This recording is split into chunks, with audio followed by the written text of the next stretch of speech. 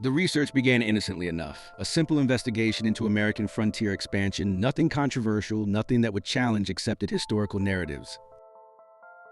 But then the newspaper archives revealed something unexpected. Page after page of late 19th century publications reporting the discovery of human skeletal remains of extraordinary size. Not folklore, not legend. Documented discoveries reported by newspapers with editorial standards, described by witnesses with professional reputations, and in many cases examined by local physicians or academics. The first few accounts seem like curiosities, possible exaggerations from a less scientifically rigorous era. But the pattern repeats with unsettling precision. Dozens of newspapers across multiple states and territories reporting discoveries of human remains measuring between 7 and 12 feet in length, often discovered during railroad construction, agricultural excavation, or mining operations. The descriptions follow consistent patterns. The skeletal structure is human, not animal. The proportions suggest extraordinary height maintained throughout the skeletal frame. And then, after 1902, the discoveries simply stop appearing in the historical record. Not gradually, not as interest declined or editorial standards changed. The documentation ceases abruptly, as if someone decided these particular discoveries were no longer appropriate to report. The question that won't leave is simple. Why would systematic documentation of archaeological discoveries suddenly stop across an entire country within the span of 2 years? The archives show clear patterns before 1902 and complete absence after. The transition doesn't coincide with changes in archaeological methodology, shifts in newspaper reporting standards, or declining public interest in frontier discoveries. The cessation is too coordinated, too complete, too precisely timed to be coincidence. Once you see the pattern, you can't ignore it. And the deeper the investigation goes, the more obvious it becomes that certain questions aren't meant to be asked. This is one of those questions. The earliest documented discovery in this investigation comes from Sayre, Pennsylvania, in 1880. The Morning Call newspaper reported that workers excavating a burial mound discovered skeletal remains of 68 individuals, all measuring between 7 and 9 feet in length. The report describes anatomical features including projecting horns, extending from the skulls approximately 2 inches above the eyebrow region. The discovery received examination by a delegation from the American Investigating Museum, later identified as the American Investigation Museum of Philadelphia. The remains were allegedly transported to that institution for further study. The newspaper account includes specific measurements, describes witness testimony from multiple construction workers, and references institutional involvement. This is not folklore passed down through generations. This is documented contemporary reporting of a specific event with named witnesses and institutional examination. 2 years later, in 1882, the New York Times reported discovery of giant remains near Moundsville, West Virginia. Workers constructing a railroad embankment disturbed a burial mound and discovered skeletal remains measuring 8 feet in length. The account describes the bones as being in a good state of preservation and notes that the skull would easily hold a bushel of corn. Local physicians examined the remains before they were transported to the Smithsonian Institution for further study. Again, the pattern appears. Discovery during infrastructure construction, examination by credentialed professionals, institutional collection of remains, and contemporary newspaper documentation. The pattern repeats throughout the 1880s and 1890s. In 1885, newspapers reported discovery of 9-foot remains in Zanesville, Ohio. In 1887, the St. Louis Globe-Democrat described 7-foot remains discovered in Missouri with double rows of teeth. In 1890, multiple papers covered discoveries of 8 to 10-foot remains in Minnesota during construction of the Great Northern Railway. Each discovery follows similar patterns. Workers conducting legitimate construction or excavation encounter burial sites containing unusually large human skeletal remains. Local authorities or physicians examine the discoveries. The remains are often transported to museums or academic institutions, frequently the Smithsonian Institution. And contemporary newspapers document the discoveries with specific measurements and witness testimony. But here's where it gets strange. When you try to locate these skeletal remains today, when you search institutional collections for the specimens documented in dozens of newspaper accounts, they simply aren't there. The Smithsonian Institution's records show no collection of giant human remains, despite being named in dozens of contemporary newspaper reports as the repository for such discoveries. Museum archives at Harvard, the University of Pennsylvania, and the American Museum of Natural History show no systematic collection of unusually large human skeletal remains corresponding to the frontier-era discoveries. The physical evidence documented in hundreds of newspaper accounts has vanished from institutional collections. The paper trail exists, but the physical specimens have disappeared. If you're beginning to see the pattern, if these questions resonate, consider subscribing to stay updated as this investigation continues. This kind of systematic documentary research requires examining hundreds of archived newspapers, cross-referencing institutional records, and tracking evidence trails that span more than a century. The investigation deepens with each new discovery, and your support makes it possible to continue asking questions everyone else has agreed not to ask. The 1890s see an acceleration in both the frequency of discoveries and the geographic distribution. Newspapers from Wisconsin, Iowa, Illinois, Indiana, Ohio, Minnesota, Kansas, and Nebraska all report discoveries of remains measuring 7 feet or more in length. The Worthington Advance in Minnesota reported discovery of skeletons of heroic size during construction projects. The Greenbush Times described 7 to 9 foot remains discovered in Crawford County. The Clearfield Progress reported 8-foot remains in Pennsylvania. The Middletown Signal covered similar discoveries in Ohio. These aren't isolated reports from sensationalist publications. These are routine archaeological discovery reports appearing in newspapers of record across dozens of communities. What makes the documentation particularly compelling is the consistency of described anatomical features. The reports regularly mention not just extraordinary height, but also specific skeletal characteristics, including double rows of teeth, unusually robust bone structure, skulls with pronounced brow ridges, and in many cases, femur lengths that suggest living heights approaching 10 or even 12 feet. The descriptions come from physicians, local historians, and in some cases, early professional archaeologists conducting frontier surveys. These are not anonymous accounts.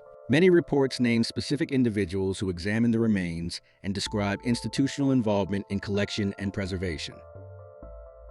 The question emerges naturally: why aren't these discoveries part of mainstream archaeological education?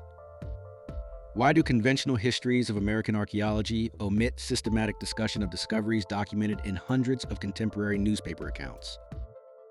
The standard explanation suggests these reports represent either hoaxes, misidentifications of animal remains, or exaggerations from an era lacking scientific rigor. But that explanation requires us to believe that dozens of local physicians across multiple states couldn't distinguish human skeletal remains from animal bones. It requires us to accept that newspapers with editorial standards repeatedly published fabricated archaeological discoveries without correction or retraction.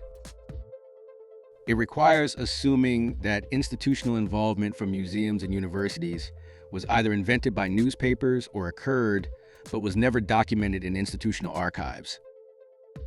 And then something changes. The pattern that sustained for more than 2 decades ceases abruptly. After 1902, newspaper coverage of giant skeletal discoveries effectively stops. Not gradually as frontier expansion concluded. Not slowly as professional archaeology developed more rigorous standards. The coverage simply ends. The last major newspaper report of giant skeletal remains appears in 1902, when the Racine Journal-Times in Wisconsin reported discovery of 9-foot remains on Lake Lawn Farm. After that date, the archaeological discovery reports that appeared so regularly in frontier-era newspapers essentially vanished from the historical record. The timing is remarkable. 1902 coincides with several significant institutional developments. The American Anthropological Association was establishing standardized archaeological methodologies. The Smithsonian Institution was expanding its centralized role in collecting and preserving American archaeological materials.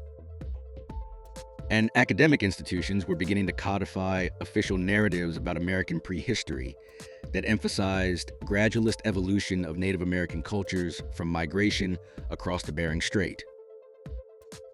The abrupt cessation of giant skeletal discovery reports coincides precisely with the period when American archaeology was transitioning from frontier documentation to professionalized institutional control. But here's what disturbs many researchers investigating this pattern. The cessation isn't limited to newspaper coverage. Searches through institutional archives from the period reveal that internal museum documentation of giant skeletal acquisitions also stops after 1902. The Smithsonian Institution's own cataloging systems show no entries for the numerous giant skeletal collections that contemporary newspaper accounts describe the institution receiving. Harvard's Peabody Museum shows no systematic collection corresponding to frontier-era discoveries. The American Museum of Natural History's archives contain no documentation of the specimens that newspapers reported the institution acquiring. The deeper you look, the more the official explanation collapses. We're asked to believe that hundreds of newspaper reports documenting discoveries examined by physicians and collected by institutions were all either hoaxes or misidentifications. We're asked to accept that when these discoveries stopped being reported, it was because frontier expansion ended, even though infrastructure, construction, and agricultural development continued throughout the early 20th century. We're asked to believe that institutional collections that newspapers documented, receiving giant skeletal remains, simply have no record of these acquisitions because they never actually occurred, despite contemporary documentation. That explanation requires more suspension of disbelief than considering the alternative.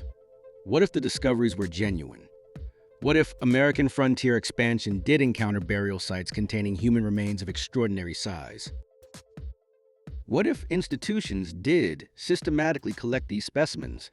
And what if a coordinated decision was made after 1902 to stop reporting such discoveries and to remove already collected specimens from accessible archives? The silence is deafening. When you examine institutional responses to inquiries about these historical reports, the pattern becomes clear. The Smithsonian Institution's official position is that no giant human skeletal remains exist in its collections, and that reports of such acquisitions represent misidentifications or hoaxes. But that response doesn't address why dozens of contemporary newspaper accounts specifically name the Smithsonian as recipient of such specimens. The institution's position requires accepting that multiple frontier-era newspapers independently fabricated identical stories about shipping skeletal remains to the Smithsonian, and that no newspaper ever issued corrections when these fabrications were exposed. Academic archaeology's response follows similar patterns. When researchers present documentary evidence of frontier-era giant discoveries, the standard response dismisses the newspaper accounts as unreliable without examining the pattern's consistency or the credibility of witnesses described in the reports. The dismissal is immediate and categorical rather than investigative and analytical. Questions about what happened to specimens that contemporary documents describe being collected by institutions receive responses, suggesting the specimens never existed rather than explanations of what happened to documented collections. The coordination of silence across institutions, across decades, and across the transition from frontier documentation to professional archaeology suggests something more systematic than coincidental absence. How does evidence documented by hundreds of newspaper accounts, examined by multiple physicians and academics, and allegedly collected by major institutions simply vanish from the historical and physical record? How does this happen without documentation of the disposal, destruction, or reclassification of materials? How does institutional memory become so completely severed from contemporary documentation? If you're ready to examine evidence that challenges comfortable assumptions, if these questions about institutional behavior and historical documentation resonate, consider subscribing to join others who refuse to accept that systematic patterns of evidence can be dismissed without investigation. The deeper this research goes, the more obvious it becomes that certain lines of inquiry invite professional marginalization rather than academic engagement. But the evidence deserves examination on its merits rather than dismissal based on implications. The pattern becomes more disturbing when you examine what replaces the giant discovery reports after 1902. Newspaper coverage of archaeological discoveries continues, but the discoveries now fit comfortable narratives about Native American prehistory.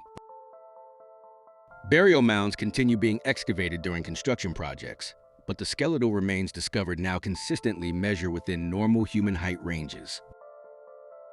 The reports emphasize continuity with contemporary Native American populations rather than suggestions of previous populations with different physical characteristics.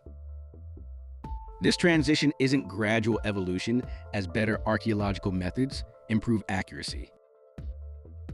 This is complete replacement of one narrative pattern with a different narrative pattern within a 2-year window. Before 1902, newspapers regularly report discoveries of remains measuring 7 to 12 feet in length. After 1902, such discoveries simply stop appearing in the record while excavation of burial mounds continues. The change is too abrupt, too complete, and too coordinated to represent natural evolution of reporting standards or archaeological methodology. Consider the geographic scope of this silence. Giant skeletal discovery reports before 1902 come from more than 20 states and territories spanning from New York to California, from Wisconsin to Texas.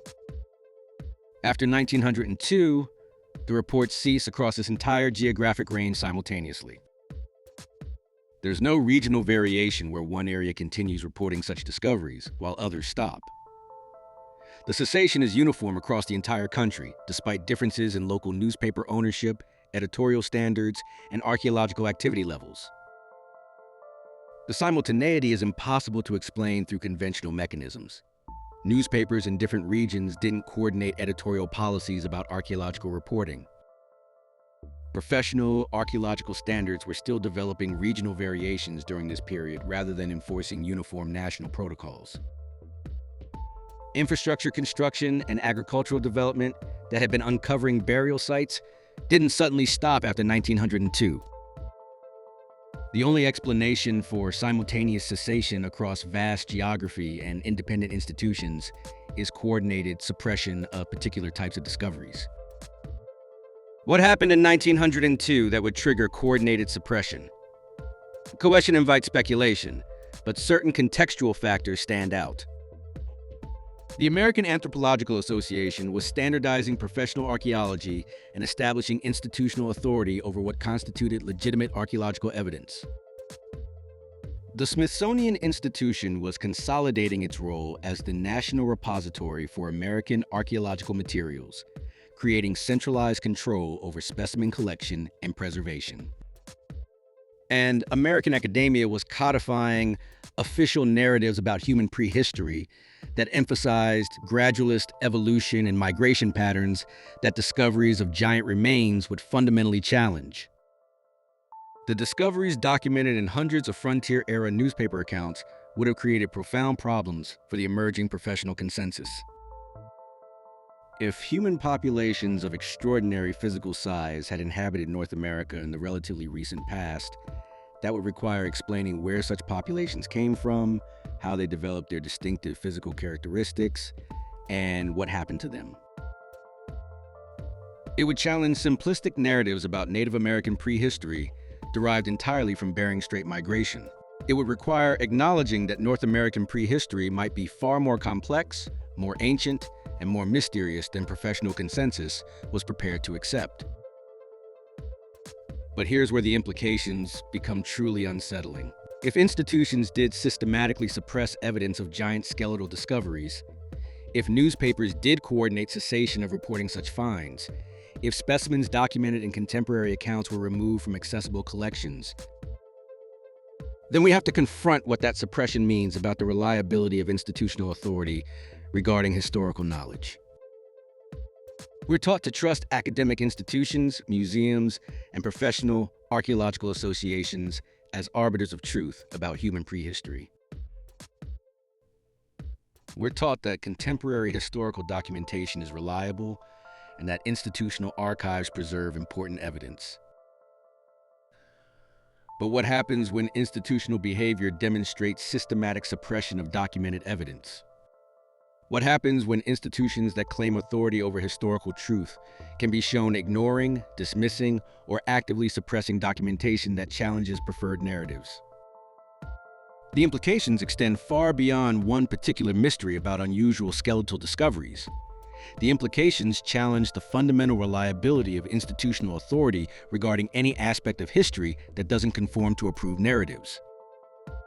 The question stack becomes unavoidable. Why were giant skeletal discoveries reported so regularly before 1902? Why did physicians and local academics examine these discoveries if they were simply misidentified animal bones or obvious hoaxes? Why did institutions like the Smithsonian accept these specimens if they were worthless fabrications? Why does no institutional archive contain the specimens that contemporary newspapers documented those institutions receiving? Why did discovery reports cease so abruptly and so completely after 1902? Why does the cessation coincide precisely with professionalization of American archaeology and standardization of official narratives about human prehistory?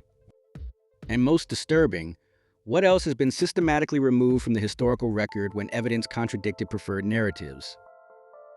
What other documented discoveries have vanished from institutional collections? What other patterns of evidence have been dismissed without investigation, because accepting them would require revising fundamental assumptions about human history? How much of what we've been taught to accept about prehistory relies not on comprehensive examination of all available evidence, but on selective interpretation that excludes documentation challenging institutional consensus? These questions don't have comfortable answers. Acknowledging systematic suppression of documented archaeological evidence requires accepting that institutions we're taught to trust as objective arbiters of historical truth sometimes function as gatekeepers, protecting preferred narratives rather than as neutral investigators seeking truth, regardless of implications.